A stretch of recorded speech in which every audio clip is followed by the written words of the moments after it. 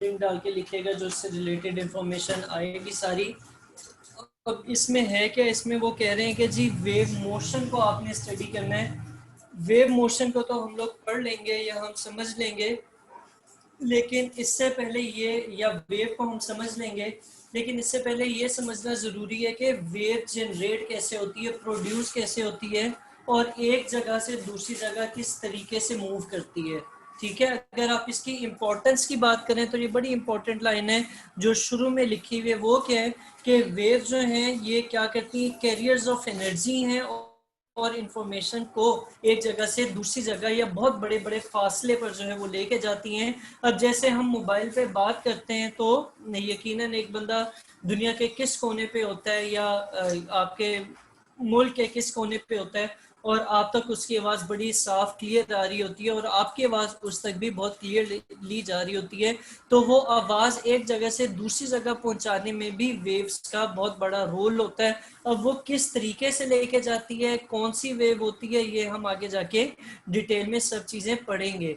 ठीक है, तो वेव बेसिकली क्या करती है, एक तो एनर्जी को कैरी करती है एक जगह से दूसरी जगह। अब साउंड भी एनर्जी ही होती है और उसको भी हम क्या कहते हैं कि वो एक जगह से दूसरी जगह कैरी करती है। और अगर आप लोग देखें कि इंटरनेट के जो सिग्नल्स हैं वो भी आपके क्या कर रहे हैं, एक जगह से दूसरी जगह वेव्स की ही मदद से ट्रेवल कर रहे होते हैं। सही है।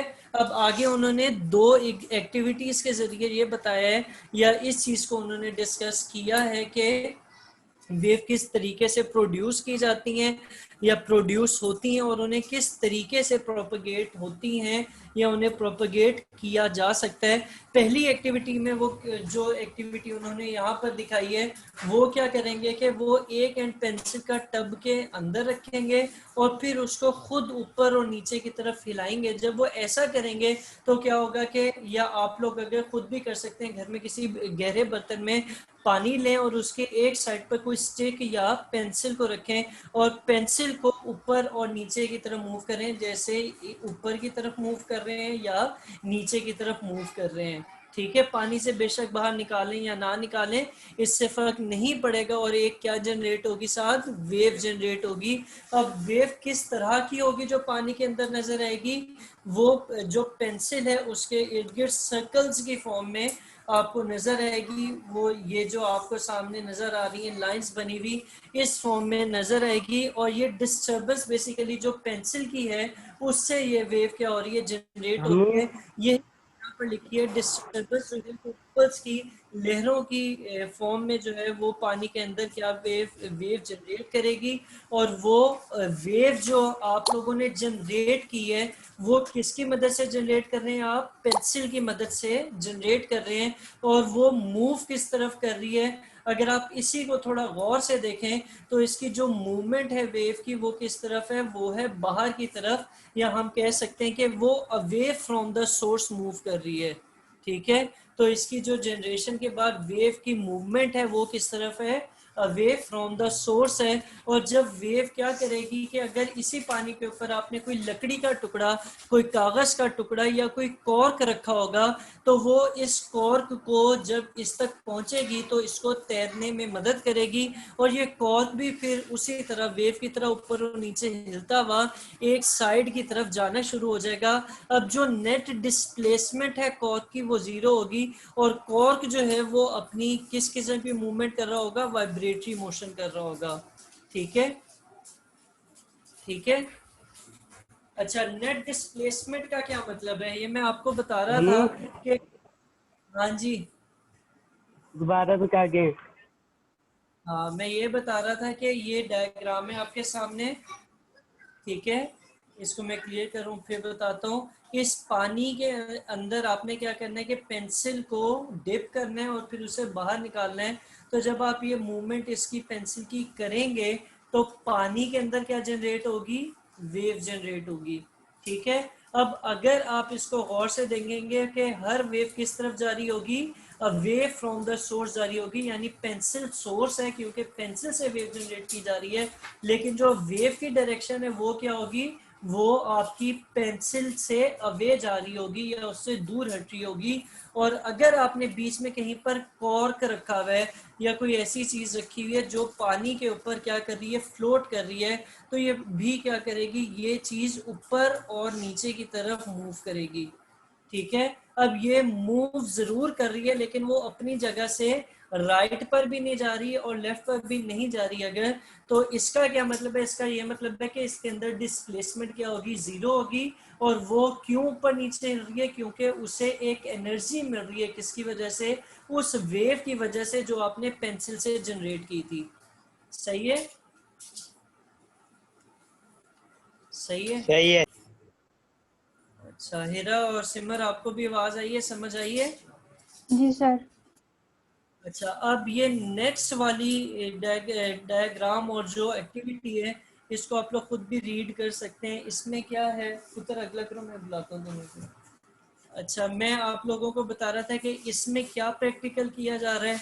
इसमें प्रैक्टिकल ये किया जा रहा है कि आपने एक रस्सी को बांध दिया है किसी सपोर्ट के साथ और उसका एक कोना अपने हाथ में रखा हुआ है।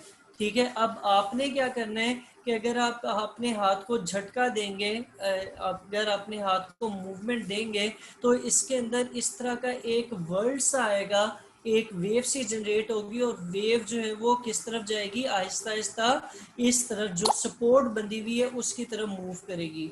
सही है, अब ये क्या करेगी कि जब ये वहां से मूव करती हुई कहाँ पे टकराएगी, उस सपोर्ट से टकराएगी। तो टकराने के बाद उसने कहाँ आना है, वापस आना है किसकी तरफ, इस हाथ की तरफ। सही है, अब इस वेव के अंदर अगर आप देखें तो आपकी क्या सॉरी ये वेव कैसे जनरेट हुई है कि जब आपने रोप के अंदर क्या किया है, डिस्टरबेंस पैदा की है, तो ये वेव जनरेट हुई है। और इस रोप के ऊपर जो ऊपर की तरफ एक ऊंचाई उठी हुई है या ऊपर की तरफ हुई हुई है, ये आपकी क्रेस्ट कहलाती है वेव की।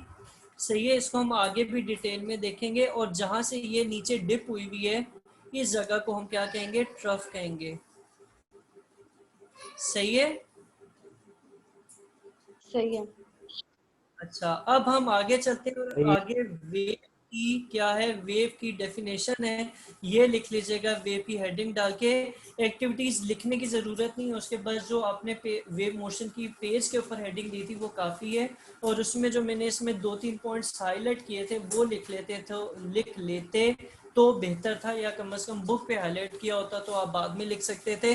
अभी आप एक सब हेडिंग देंगे, ये पेज के अंदर आएगी, ये पेज के टॉप पर नहीं आएगी। और ये किस चीज की है, ये है वेव की। ठीक है, अच्छा वेव की डेफिनेशन क्या है ये नोट कर लें, फिर हम इसकी आगे टाइप्स को भी स्टडी करते हैं। तो मैं बता रहा था वेव क्या है, वेव डिस्टर्बेंस है मीडियम में जिसकी वजह से उस मीडियम के पार्टिकल्स मूव करते हैं और उनके अंदर वाइब्रेटरी मोशन होती है। वो वाइब्रेटरी मोशन क्या होगी, उसकी मीन पोजीशन के आसपास होगी और इक्वल इंटरवल्स ऑफ टाइम में होगी। सही है, मैं अब आपको इसी को जरा ऊपर वाली डायग्राम से रिलेट करता हूँ। क्या दो पॉइंट्स है, पहली बात तो ये कि जिस मीडियम के अंदर क्या हो रही है, वेव जनरेट हो रही है, उसके पार्टिकल्स के अंदर वाइब्रेटरी मोशन होगी। ठीक है, सही है, उनकी मीन पोजीशन के अबाउट। और वो जो है मोशन वो इक्वल इंटरवल ऑफ टाइम के अंदर हो रही होगी या इक्वल इंटरवल्स ऑफ टाइम में हो रही होगी। अब आते हैं वापस ये पहले वाली एग्जांपल में। यहाँ पर अगर मैं ये थोड़ा सा आपको ड्रॉ करने की कोशिश करूं तो आपकी जो पानी है वो हम कुछ इस तरह का बनाएंगे जब उसके अंदर मूवमेंट नहीं होगी। सही है, ठीक है। अब आपने क्या किया कि आपने इसको डिस्टर्ब किया और डिस्टर्ब करने से इसकी जो, अगर ये पहले बिल्कुल स्ट्रेट था तो इसको अगर आप साइड से देखेंगे तो इस किस्म की मूवमेंट्स आपको नजर आएंगी। ऐसे ही होगा ना। अब क्या हो रहा है कि जिस चीज के अंदर ये वेव किसके अंदर जनरेट हो रही है, पानी के अंदर जनरेट हो रही है, तो मीडियम इस केस में क्या होगा, पानी होगा। सही है, और अगर आप पानी की मूवमेंट देखें, अगर आपने फर्ज करें कि यहाँ पे कोई चीज बांध दी है और जो पार्टिकल यहाँ पर पानी का है वो आपको नजर आ रहा है, तो क्या होगा कि ये वाला पार्टिकल जो यहाँ पर मौजूद है वो कभी नीचे जाएगा, कभी ऊपर जाएगा, और उसकी अगर आप मूवमेंट देखेंगे तो किस तरह की होगी, वाइब्रेटरी मोशन होगी, जिसमें एक एक्सट्रीम पोजीशन ये आएगी और दूसरी एक्सट्रीम पोजीशन कौन सी आएगी, ये वाली आएगी, और मीन पोजीशन कौन सी होगी कि जब ये कब था, स्टेशनरी था, जब इसके अंदर वेव नहीं थी, जहां पर ये मौजूद था वो इसकी मीन पोजीशन होगी। अगर हम इस डायग्राम में देखें तो इसकी मीन पोजीशन इस जगह पर होगी जहां पर मैंने ये येलो लाइन ड्रॉ की है। सही है। तो वेव क्या होगी, वेव जिस मीडियम के अंदर जनरेट की जाती है उस मीडियम के पार्टिकल्स के अंदर कौन सी मोशन होती है, वाइब्रेटरी मोशन होती है, और वो वाइब्रेटरी मोशन उनके मीन पोजीशन के आसपास होगी और इक्वल इंटरवल ऑफ टाइम के अंदर होगी। सही है। तो ये पहली एग्जांपल से देख लिया हमने। अब यही चीज दूसरी वाली एग्जांपल में अगर आप देखें तो अगर आपने ये चीज बेशक ना घर जाके करके देख लीजिएगा कि रस्सी के यहाँ पर ना कोई कपड़ा बांध दिया कलरफुल सा, और अगर आप इसके अंदर इस तरह वेव जनरेट करेंगे तो वेव किस तरह मूव करेगी, वेव यकीनन वो जो कपड़ा है वो आपको नजर आएगा ऊपर जाता हुआ और नीचे आता हुआ।